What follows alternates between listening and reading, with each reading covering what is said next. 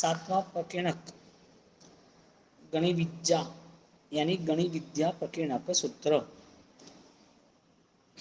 सातमું પ્રકીર્ણક ગણિ વિદ્યા પૈન્નમ એટલે આના મૂળ 105 શ્લોક છે અને ગણ એટલે સમૂહ એટલે બાલ વૃદ્ધ આદિ કોઈ બી સાધુ ભગવંતોના સમૂહને ગણ કહે છે.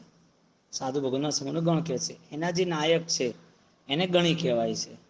એટલે કે ગણી એ પોતે બધાનો યોગક્ષેમ કરવા માટે એની પાસે ઉપયોગી એવી યોગક્ષેમની શક્તિ હોય છે.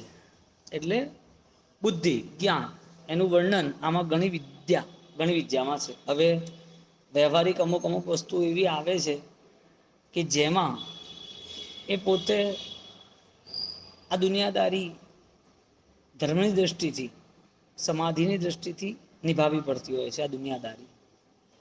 એટલે પોતાના નિશ્ચયને તો પોતે સાત્વિક રાખે જ, કારણ કે છેવટે તો ઉપાદાનને આત્માની શક્તિઓ જ છે. પણ ગણિ વિદ્યામાં અમુક કાર્યો માટે દ્રવ્ય ક્ષેત્રકાળ ભાવ જોઈએ.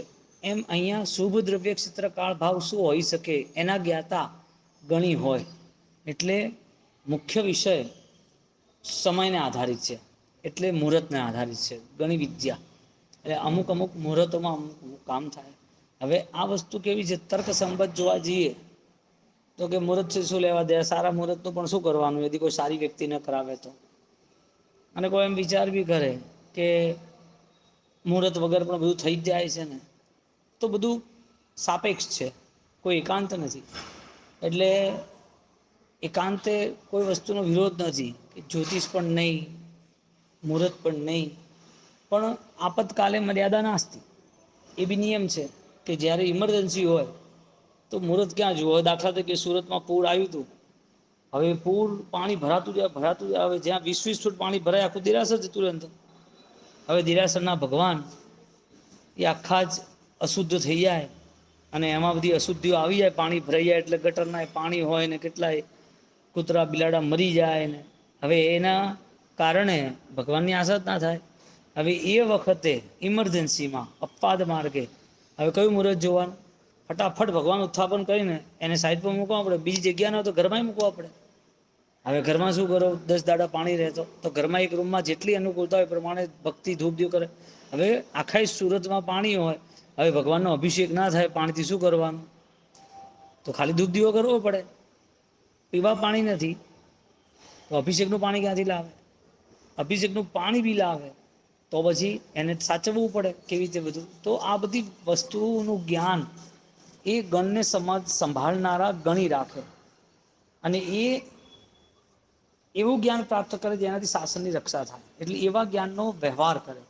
તો જ્યારે ઓપ્શન્સલી કેસ અપવાદ માર્ગ આવે તો એ અપવાદ માર્ગ ક્યારે કેવી રીતે એને આદરવા, એક આદરવાની અંદર એની આખી સ્થિતિ અલગ હોય. તો ગણિ વિદ્યા એ આગમની અંદર જ્યારે આપતકાલીઓ આવે, જે વિશિષ્ટ પ્રસંગો આવે તો એ વિશિષ્ટ પ્રસંગોને એ પોતે હળ કરી શકે, એટલે કે એ સમાધાન કરી શકે. હવે આમાં મુખ્ય બધા કાળ સાપેક્ષ બધી વાતો બતાવી છે. એટલે દીક્ષાનું મુહૂર્ત, મહાવ્રતો, પદવી વગેરે, જીન મંદિરના નિર્માણ સંબંધી ખનન મુહૂર્ત, શિલા સ્થાપના, પરમાત્માના ગર્ભગૃહ પ્રતિષ્ઠા, અંજન સલાકા, વિહાર, ચાતુર્માસ પ્રવેશ, આ બધી કાલની અપેક્ષા એ છે. હવે આમાં જ્યોતિષ વિદ્યાનો ઉપયોગ રહ્યો છે. એટલે શુભ મુહૂર્તો છે એવી શુભ મુહૂર્તો એ વિષય, દિન, તિથિ, નક્ષત્ર, કરણ, ગ્રહ, મુહૂર્ત, શુકુન, લગ્ન, નિમિત્ત, બલ વગેરે એના ઉપર પ્રકાશ પાડે. બોલો હવે આ વસ્તુ પણ સમજવી જોઈએ કે તિથિનું બળ છે, સમયનું બળ છે, નક્ષત્રનું બળ છે, તારાનું બળ છે, કાળનું બળ છે, આ વસ્તુ કરણ. હવે આ બધી વસ્તુ ખ્યાલ ના હોય તે પછી કામ કેવી રીતે કરી શકે. શાસનલક્ષી કામની વાત છે, કોઈ સંસાર વૃદ્ધિકારક નહીં. તો એવી કોઈ સાવકને આરાધના કરવાની હોય, સાવકને કોઈ મંદિર જનાલય બનાવવું હોય તો એ બી વિચાર કરે. કેમ? કારણ કે લોક વ્યવહાર એવો ચાલી રહ્યો છે ને કે ભાઈ સારા મુહૂર્તમાં કર્યું હોય તો સારી વાત છે. હવે એ કદાચ ન માનતો હોય તો દુનિયાવાળા ના માને. શું છે, મુહૂર્તમાં તો કરીએ છે. એટલે શાસનની આ વાત છે. હવે જેને વિરોધ કરવો છે કુતર્કવાદીઓ છે. એ તો કોઈ પણ રીતે કુતર્ક કરી અને બધું તોડફોડ કરી નાખે, જેને જે રજૂઆત કરી હોય કર્યા કરે કે એક જ સમયે બે જગ્યા પ્રતિષ્ઠા થઈ હતી, અહીંયા કેમ આટલી પબ્લિક, અહીંયા કેમ આટલી નહીં. અમુક ક્ષેત્ર બી આવે ને, ત્યાં સ્થળ બી આવે ને, અમુક ક્ષેત્ર બી મહિમાવાન હોય, અમુક સમય મહિમાવાન હોય, અમુક વ્યક્તિ મહિમાવાન હોય, અમુકનું ભાવ ધર્મનું બલ મહિમાવાન હોય, એ બધું અલગ અલગ છે ને. આ બધી વસ્તુ આમ ઉપાદાન જેનું નિર્માણ તીવ્ર હોય ને એના માટે બધું સીધું જ પડી જાય. એટલે ઘણી વખત તાકાતવર વસ્તુઓ, સિદ્ધ થયેલી વસ્તુઓ એ સફળતા સુધી લઈ જાય. એટલે એ વસ્તુ એ વ્યક્તિનું ભાગ્ય બી એવું હોય કે એ વસ્તુ એ કરી શકવાને કાબિલ હોય. એટલે જ્યારે મૂળ વિધાનો બધા થતા હોય, અંજન સલાકા વગેરેના દીક્ષાના, તો એ બધા વિધાનોમાં બધી વસ્તુ જોવાય છે. એને લગતું આ ફલાદેશનું આ પયનના શાસ્ત્ર છે, ફલાદેશવાળું. તો અહીંયા જંબુદીપ પ્રજ્ઞતિ સૂત્ર, એ જંબુદ્વીપમાં રહેલા જ્યોતિષ, સૂર્ય, ચંદ્ર, નક્ષત્ર, ગ્રહ વગેરે આપ્યા છે, જે આપણે જીવ વિચારમાં જોયા હતા ને. તો હવે એમ આ ગ્રંથમાં પણ ધર્મના અનુષ્ઠાનો કયા કયા સમય પ્રમાણે શુભ ફલદાયી થાય અથવા એ અશુભ ફલદાયી થાય, તો એ બધી વસ્તુ છે. અને મજાની વાત તો એ છે કે આ ગ્રંથ ગણી વિદ્યા, એ ગણી વિદ્યા એ વન સાઇડ નથી. ભગવાને ઉત્સર્ગ બતાયો તો અપવાદે બતાયા. હવે અમુક જગ્યાએ હવે આ જ્યોતિષની દ્રષ્ટિએ રામચંદ્રજીનું દ્રષ્ટાંત લોકો લઈ અને જ્યોતિષનું ખંડન કરે. અને હકીકતમાં એવું છે કે જ્યોતિષ એની જગ્યાએ સાચું છે, પણ અમુક કર્મ એવો સમય લાવી દે કે જેમાં બદલાવ આવી જાય. વારામહીર આપણે હા ભદ્રબાહુ સ્વામી સંહિતા, આ બધા ગ્રંથો આ શું કહેવા માંગે છે? કોઈક સમયનું વર્ણન વગેરે બતાવ્યું છે ને. આજે જે બી કાલ આપણે લઈએ છીએ, અકાળે આપણે સ્વાધ્યાય કેમ નથી કરતા? સૂર્યોદય સૂર્યાસ્તના સમયમાં આપણે સ્વાધ્યાય કેમ નથી કરતા? એ કાલ એ અસજ્જાનો સમય કહેવાય છે. અમુક હોળીઓના દિવસોમાં અમુક ગ્રંથો જેમાં દૈવી ભાષા, દિવ્યતા હોય, જેમાં સૂક્ષ્મ શક્તિ છુપાયેલી હોય, તો એ અમુક ના પાડે કે અત્યાર ના બોલાય કે આ ગ્રંથોનો અભ્યાસ હમણાં નહીં થાય. કેમ? અસજ્જાના દિવસો કે તો એ અમુક વસ્તુ અમુક જગ્યાએ પાળવી જરૂરી છે. કારણ કે એનાથી પછી ક્યાંય કોઈ ઉપદ્રવ ના થવો જોઈએ. આ કેવું છે ખબર છે? તમે જતા હો કોઈ રસ્તે અને તમે હોર્ન વગાડ્યા જ કરો, અવાજ કર્યા કરો કોઈ બી જાતનો, પણ ક્યાંક શાંતિથી વિધાન ચાલતા હોય, કોઈનું કોઈ અનુષ્ઠાન ચાલતું હોય, અથવા કોઈ મૃતકની સભા ચાલતી હોય, કોઈ પણ ત્યાં તમે ડિસ્ટર્બન્સ કરો તો કેમ ચાલે? એમ અહીંયા વાત એ જણાવી છે કે અમુક જગ્યાએ સજ્જાયનો સમય હોય, પણ હવે પેલા જે દેવી દેવતાને જવા આવવાનો સમય હોય ત્યાં એ ડિસ્ટર્બ થઈ જાય તો શું થાય? એટલે આપણા નિમિત્તે કોઈ ડિસ્ટર્બ ના થાય એટલા માટે અમુક જગ્યાએ બધા વિધિ વિધાનો બતાવ્યા. અમુક જગ્યાએ અમુક કરવું જ પડે. હવે તમે દેરાસર, અંજન સલાકા બધા દ્રવ્ય વિધાનો છે. હવે આ વિધાનોની અંદર બાકુળાનું વિધાન આવે. આપણે ધજા ચડાવીએ તો 10 દિશામાં બાકુડા આલીએ એટલે જે અડદ છે, જે પંચધાન છે, એ પંચધાન જોડે પુષ્પ અને બીજી વસ્તુઓ છે, એ આપવા દ્વારા 10 દિશાના દેવતાઓ સંતુષ્ટ થાય. હવે આમ જોવા જાવ તો આ વિધાનો જૈન દર્શન આત્માની વાત કરે તો કેન્સલ કરી નાખે કે આત્મા જ છે ને, પણ પેલો બી આત્મા છે ને, એ બી સમ્યક દ્રષ્ટિ દેવ છે. તો દ્રવ્ય વિધાનની અંદર, દ્રવ્ય વ્યવહારની અંદર, જેમ જિનાલયની અંદર પૂજારીઓ હોય, જિનાલયને સફાઈ કરવાવાળા માણસો બી હોય, જિનાલયનું ધ્યાન રાખવા વોચમેન હોય, તો ધજાના દિવસે એ લોકોને પણ આપણે બહુમાન કરીએ કે ભાઈ તે સરસ ધ્યાન આપ્યું એક વર્ષ સુધી. એમ આ જે દેવી દેવતાઓ શાસન, જે જ્યોતિષ વ્યંતર જ્યોતિષ આમાંની જે શાસનને લગતા એટલે કે સમ્યક્તિ છે, જે પરમાત્માના ઉપાસકો છે, હા, તો એવા બધા દેવી દેવતાઓ જે છે એને માત્ર વ્યવહારિક કામ કરવા પૂરતું જ, થોડોક સમય પૂરતું જ એમનું અનુષ્ઠાન થતું હોય છે. એ કોના માટે? અવિરતિધર અવિરતિધર કરે. અવિરતિધર છે દેવી દેવતા, અવિરતિધર એવા વિધિકારો એ આ કામ કરે. સામાયિક એમાં ના થાય. એટલે ખાલી ભગવંતો વાસ્કેપ કરી દે એને બાકુળાને વસ્તુઓને. અને પહેલા તો સંવેગી પરંપરા જ આ હતી. પોતાની આત્મશક્તિને જગાડે અને આત્મશક્તિ સુધી એ પોતે રહે. અને પેલા બધા જે મીડિયા હતા એટલે કે વચ્ચેના સાધકો હતા, જે આ સાધનાઓને પૂર્ણ કરવા, સાવક અને સાધુની વચ્ચેની કડી સુભટ્ટો કહેવાય, શાસન સુભટ્ટ. યતિ પરંપરા હતા ને, તો એ આની જોડેથી સંવેગી જોડેથી બાસ્કેટ લઈ જાય, આશીર્વાદ લઈ જાય, કામ કરે. એટલે આ ગ્રંથ આવું કહે છે.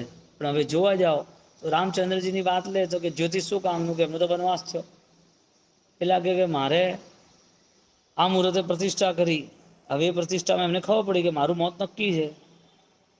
કલિકાલ સર્વજ્ઞ, હા નહીં ભદ્રબાહુ સ્વામી ને હેમચંદ્રાચાર્ય કલિકાલ સર્વજ્ઞ, તો પ્રતિષ્ઠા થઈ તો કે ગલત સમયથી થઈ ગઈ, અને દેવે ખોટું કર્યું હતું એટલે ખોટો સમય કાઢ્યો. એટલે અમુક વખતે મુહૂર્ત તો કામ કરે છે અને અમુક વખતે નથી કરતા. એટલે ભગવંતે વન સાઈડ માનવાનું ના કીધું કે તમે એકાંતે માની લો કે આ આવું જ છે ને આમ જ થશે. એટલે એ વસ્તુ જે ન થવાની હોય ને તો એના જેવી 10 વસ્તુ થવાનું શરૂ થઈ જાય. એને એક વાર માની લીધું કે આ બિલાડી આડી નડી છે તો અપશુકન થવાના છે. હકીકતમાં બિલાડી આડી નડી છે એટલે એ બિલાડી આગળથી ગઈ ને ત્યાં એને ઉભું એટલા માટે રહેવાનું હતું કે બિલાડી આગળથી ગઈ અને તમે ચાલવા માંડો એટલે તમારી નજર આગળ ગઈ તો પાછળથી એ પોતે હુમલો કરે. એટલે બિલાડી તમને લાગે પાછળથી હુમલો કરે તો કે બિલાડી ના વાઘ હોય તો એટલે જંગલના રસ્તાઓમાં આવું બધું હતું. હવે બિલાડી આડીને ઉભા રહે, હવે કેવું છું છીક ખાય કેવું છું એક ભાઈ શું વાત કરી. એને ઘરે બધા ગામડાઓમાં તો પેલા ભૂંડને વગેરે હોય, એને ઘરથી બહાર નીકળતા 1.5 કલાક કર્યો. ઘરે દુકાને જતા, ધૂપ દીવો કરે, દર્શન કરે, માળા ગણે, પાણી પીને નીકળે ને સામે એને ભૂંડ મળે, કોઈ બિલાડી મળે, કોઈ કૂતરું મળે, ઘર બગડી જાય એટલે ઘરમાં જ મળી જાય એને. ઘર ખુલ્લું રાખે દરવાજો, બોલો અકળાઈ ગયા એના સાવિકા કે આખો દાડો શું આટલા આવજા કરો, પતી ગયો હવે કંઈ થતું નથી. કે ના કે સામે ભૂંડ મળ્યું ને એને ઘર બગાડ્યું ને હેરાન થઈ જાય. એટલે અમુક ભય એવો પેસી જાય ને દર વખતે ભયવાન જ રહે, દર વખતે અમુક ભયના કારણે. હા, અને આવું થાય છે, સંસાર છે ભાઈ. બધા લોકો કેવા હોય એટલે ઘણું ચિંતન કરવું, ઘણું બોલવું નહીં. આપણે શું કરવું આપણે ધ્યાન રાખવું. જ્યોતિષ વિદ્યાની અંદર એ જ્યોતિષશાસ્ત્રની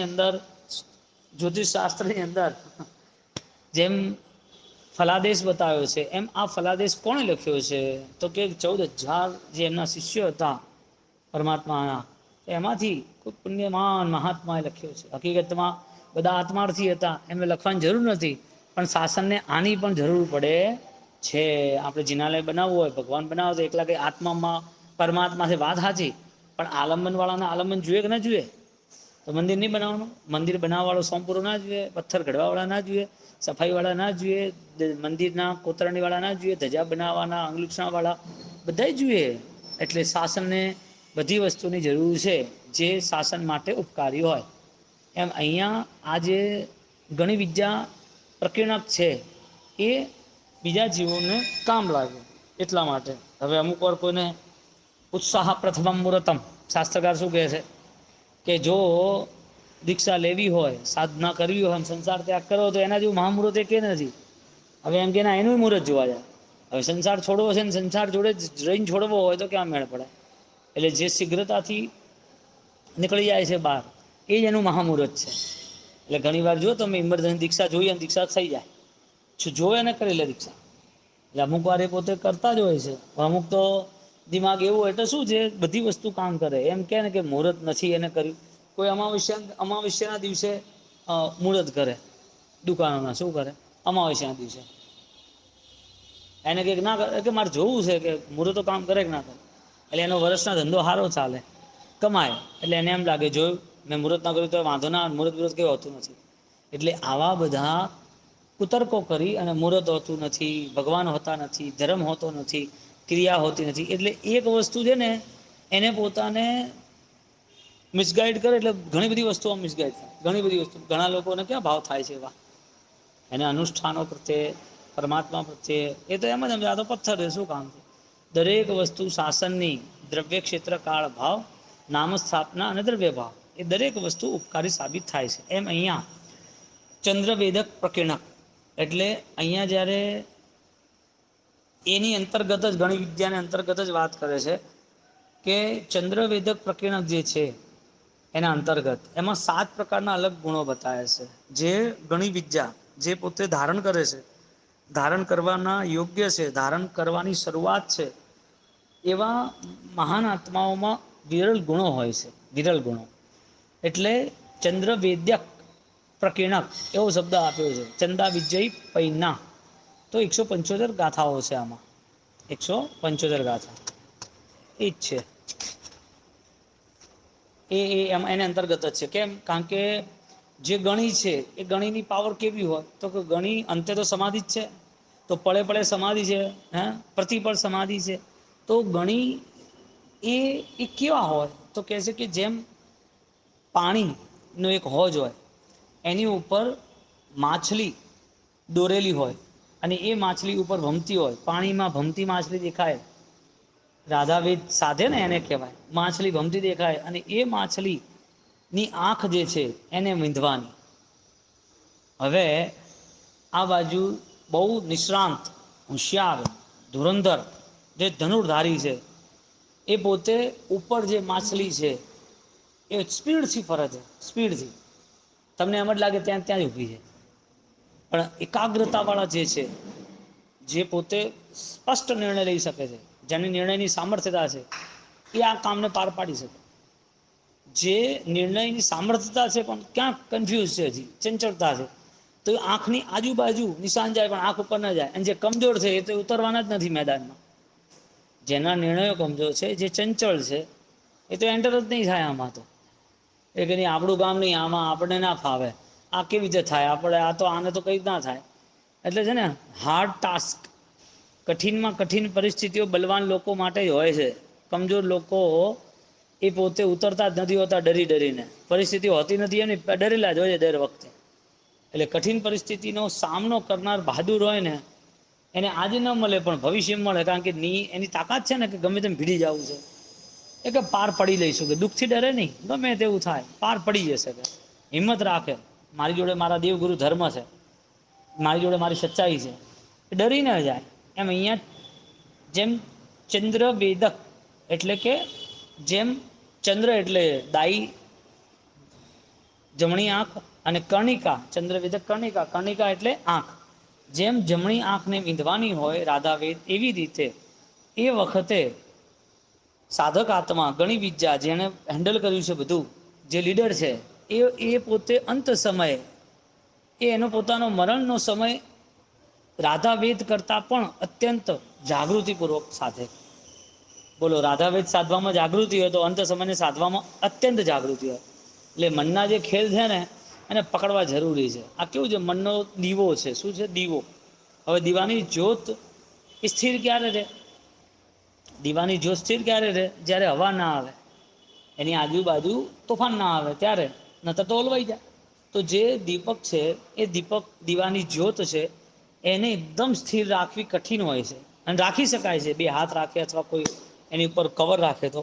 એમ અહીંયા જ્ઞાની એમ કહે છે કે મનના જે પરિણામ છે ને એને દીવાની જ્યોતની જેમ સ્થિર બનાવવાની તાકાત કેળવવાની. દીવાની જ્યોતની જેમ એ વારે વારે ચંચળ કેળવી લે, ચંચળતા આવી જાય, એવું ન થવું જોઈએ. એટલે દીવાની જ્યોતની જેમ મરણ સમાધિ, મૃત્યુ સમયે એને અત્યંત જાગૃતિ હોય. એટલે કઠિનમાં કઠિન કાર્ય હોય ને છતાં પણ અપ્રમત્ત અવસ્થાથી, ભલે કઠિન હોય પણ કરનાર તો માનવ જ છે ને. આ દુનિયામાં ભગવાન જો માનવ બની શકતો હોય તો માનવ શું ન કરી શકે? આ દુનિયાનો વિકાસ કોણે કર્યો? પહાડો કોણે ચીર્યા? નદી પર પુલ કોણે બનાયા? આખાને આખા જંગલો, ગાર્ડનો કોણે ઊભા કર્યા? રોબોટો કોણે બનાયા? વિમાનો કોણે બનાયા? કોઈ એના મેં તો થોડી બન્યા છે. જે માણસની ક્ષમતા છે એ એને વિકસાવી તો સામે રિઝલ્ટ મળ્યું. એમ સાધનાની ભૂમિકામાં અંત સમયે એને રાધાવેદ કરતાં પણ હજાર ગણી, લાખો ગણી જાગૃતિ રાખવાની. બોલો, મૃત્યુથી ડરી જાય એ માણસ માટે તો કંઈ છે જ નહીં. મૃત્યુ તો આજે છે. આજે આપણે કેવા છીએ નક્કી કરવાનું. મૃત્યુ તો રૂટીન છે ને. આજનું તો મૃત્યુ છે નહીં, અનંતકાલથી ચાલે છે ને. મૃત્યુ શરીરનું ચાલે છે. હવે જે શરીરો મળ્યા હતા એ બદલાય છે, એ નિયમ છે. મળવાના છે એ બી નિયમ છે. અશરીરી બને, મોક્ષમાં જાય તો ન મળે. એટલે જે એમ કે મને દુઃખ ના આવે તો એનો દીવો છે ને ફફડે છે. એમ વિચાર કરે કે મને દુઃખ કેમ છે, આવું મને કેમ થયું. આ બધા ચંચળ ચિત્ત, એ દુઃખી મનો છે બધા. અને દુઃખી મનને માટે ભગવાન દૂર થઈ જાય છે, દુઃખને દૂર કરવા જાય છે. દુઃખી મન છે ને એટલે જે ભગવાનની કૃપા હતી ને એ ના થાય. કારણ કે જ્યારે પણ કષ્ટ આવ્યા એ કષ્ટ વગર બોલાયા આવ્યા ત્યારે પણ સ્વીકારી લેવાના હતા.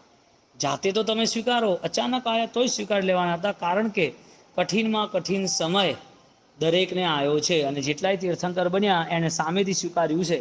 જેટલાય ગણધરો બન્યા, જેટલાય સંતો બન્યા, જેટલાય સાધકો બન્યા, એને દુઃખોને સામેથી સ્વીકાર્યા છે.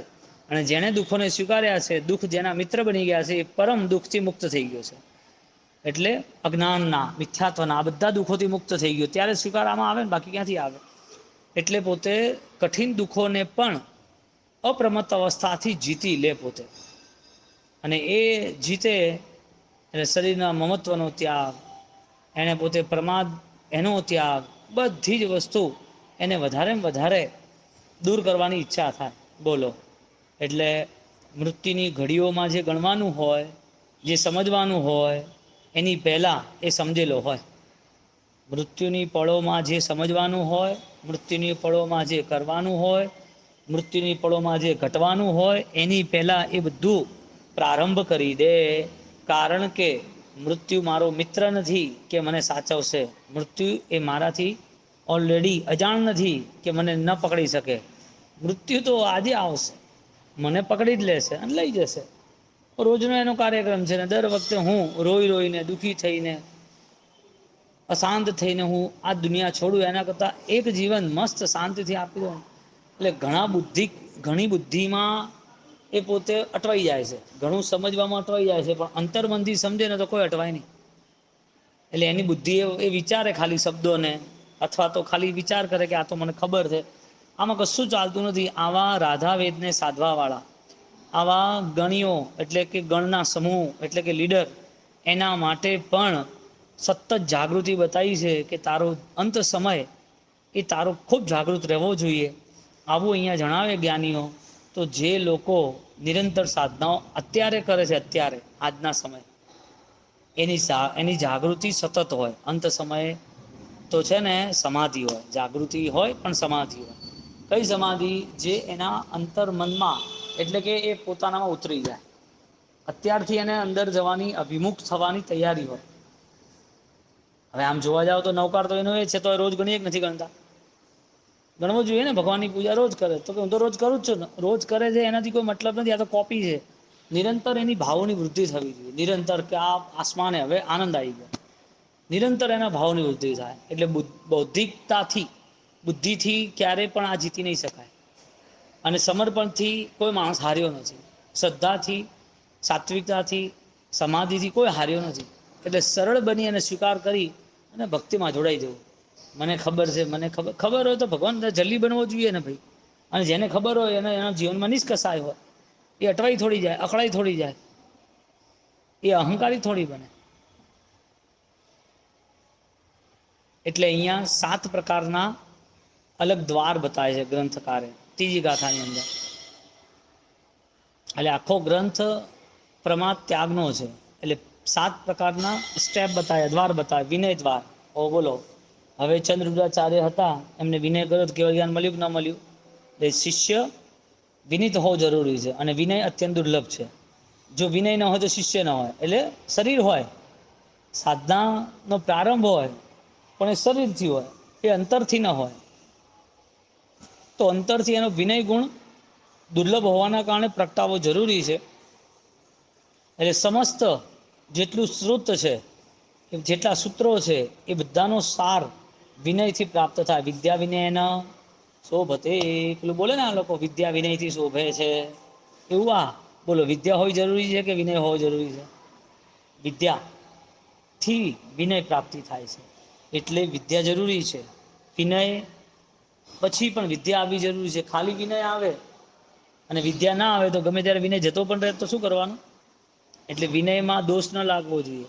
પહેલું દ્વાર વિનય શિષ્ય વિનય ગુણ હોવા જોઈએ.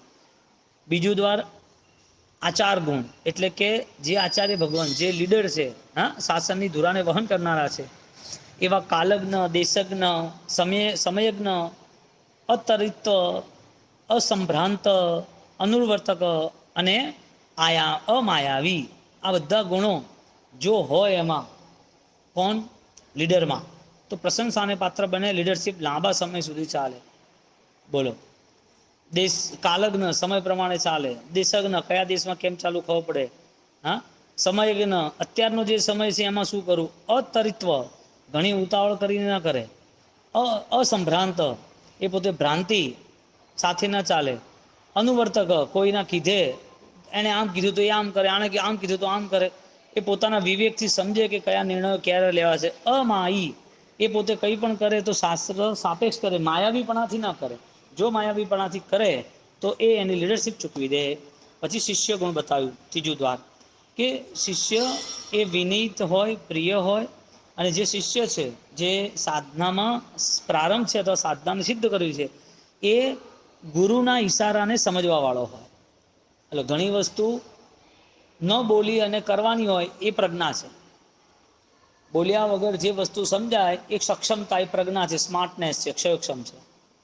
અને જે વસ્તુ ઘણું બોલવા દ્વારા પણ ન સમજાય એને હવે જ્ઞાન આવશે એમ કહેવાય.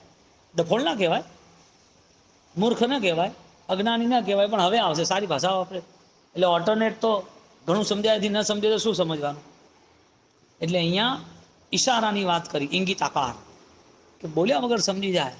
હાટ કેવો ક્ષયક્ષમ હશે, એની બુદ્ધિ કેવી, પ્રાજ્ઞ કેવો હશે, ગંભીર કેવો હશે, કે જે વસ્તુ માત્ર ઈશારાથી ઓટો સિસ્ટમ છે, કહેવાનું ના હોય ફટાફટ કરી લે.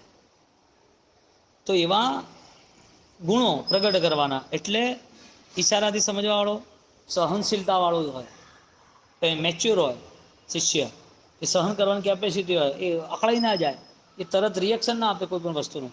એના પછી લાભ અલાભમાં મન સ્થિર હોય, લાભ અલાભમાં એનું મન છે ને સ્થિર હોય, કે ભાઈ આ કરવું યોગ્ય છે કે નહીં યોગ્ય, આમાં લાભાલાભ કેટલો છે, એ પ્રમાણે વિચારી અને કદમ માંડે. એનું સરળ ચિત્ત હોય, એ ચિત્ત શિષ્યનું કેવું હોય, સરળ હોય. તો જ શું છે, આચાર્ય ભગવંત, સાધુ ભગવંત એટલે એના વડીલો છે એની સાથે એને તાલમેલ થાય અને એનો ઉદ્ધાર પણ થાય.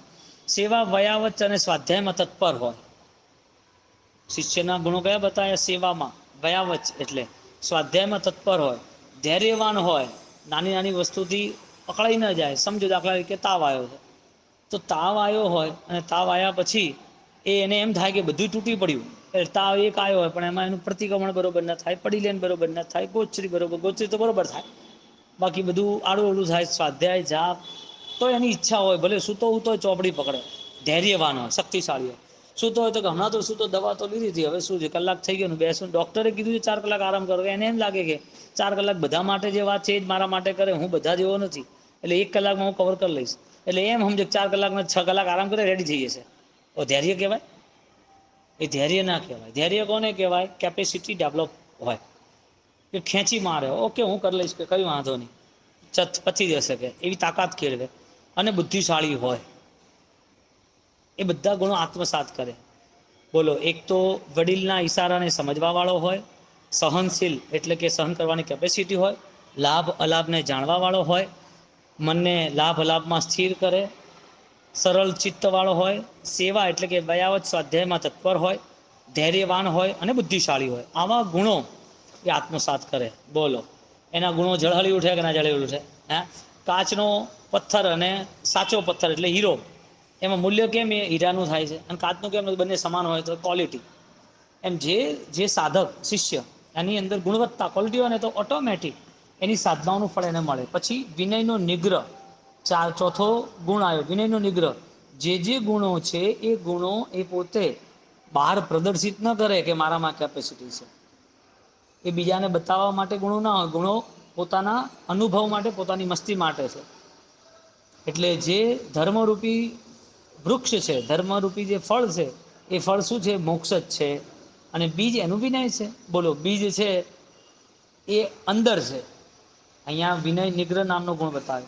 હવે બીજ છે એ બહાર આવી જાય તો ફળ થાય, શાખા થાય, વૃક્ષ થાય? બીજને તો અંદર જ રહેવાનું છે. એટલે વિનય નામનો નિગ્રહ, વિનયનો ધર્મ એ સાચવી રાખે.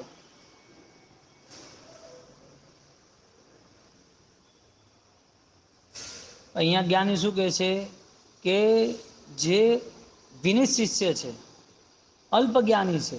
શું છે? જ્ઞાન અલ્પ છે પણ વિનય છે. વિનય એટલે બધામાં વિનય આવી ગયો ને, તો જ્ઞાન પછી પણ એને આ જ પામવાનું હતું, તો એનું કલ્યાણ થાય છે. પણ જેનામાં જ્ઞાન છે પણ વિનય નથી, તો અંધ માટે દીપક તુલ્ય છે. બોલો, દીવાને દીવો પ્રકાશ આપે કે ના આપે? અંધને આપે. એમ જ્ઞાન હોય પણ વિનય ના હોય તો કોની જોડે કેમ બોલવું, શું બોલવું, કેવી રીતે ચાલવું. અને બીજું એ પોતે પોતાનામાં ઘટાવે. હકીકતમાં આવી બધી વાતો છે ને શાસ્ત્ર શસ્ત્ર બનાવી દે. જો આ આવો છે અને આમ આપણા દોષ પ્રગટે મતલબ નથી ને. આજ વસ્તુ બીજાને સલાહ આપવા માટે કામ લાગે. આજ વસ્તુ બીજાને સમજાવવા કામ લાગે. બીજા નહીં, આપણે સમજવાનું છે. અને બીજાને સમજાવવા જે રહે છે ને એને દુઃખદાયી જિંદગી પૂરી કરવાની દુઃખોની પરંપરામાં રહેવાનું આ નિયમ છે. એટલે સમજવાની તૈયારી એવી રાખવી જેમાં જલસો હોય.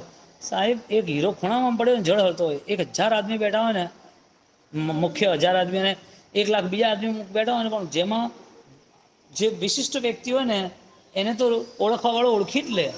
અજ્ઞાનીઓને ના ખબર પડે. પાંચમું જ્ઞાન દૂરદ્વાર. જ્ઞાન એ આત્મા ગુણનો રક્ષક છે. માટે જેમ સોયમાં દોરો રાખી અને સોય સચવાઈ જાય એમ જ્ઞાન એ આત્માના ગુણોને સાચવનારા છે. સોય સાચવવી હોય તો એના દોરો રાખી દે તો સોય સચવાઈ જાય, ખોવાઈ ના જાય. એમ આત્માને સાચવવા માટે જ્ઞાન એ દોરો છે. કારણ કે દોરો સોય એ આત્મા છે. હવે સોય છે, સોયની ધાર છે, આત્માના આત્મા ગુણો છે, પણ એને સાચવવા દોરો જોઈએ ને. જ્ઞાન ગુણ છે તો જ્ઞાન ગુણ હોય એટલા માટે રહેશે. ચારિત્ર ગુણ બતાવે છે 6થા નંબરમાં કે ચારિત્ર મનુષ્ય જન્મ એ એના બંધનોથી મુક્તિ માટે, જીવનની સુવાસ માટે મળ્યો છે. તો એના માટે એને ચારિત્ર જીવનની પ્રાપ્તિ કરવી જરૂરી છે. સમ્યક જ્ઞાન દ્વારા જે ચારિત્ર પ્રાપ્ત થાય છે એ મોક્ષનું કારણ બને છે.